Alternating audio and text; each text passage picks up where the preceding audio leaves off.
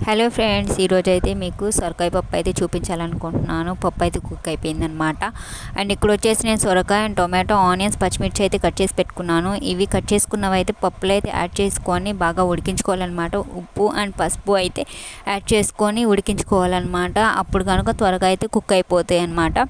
ఇవి ఉడికాక కొంచెం వాటర్ అయితే యాడ్ చేసుకొని బాగా ఉడికించుకోవాలి. మళ్ళీ ఒక 5 మినిట్స్ అనేది ఉడికించుకున్న తర్వాత కారం యాడ్ చేసుకోవాలి.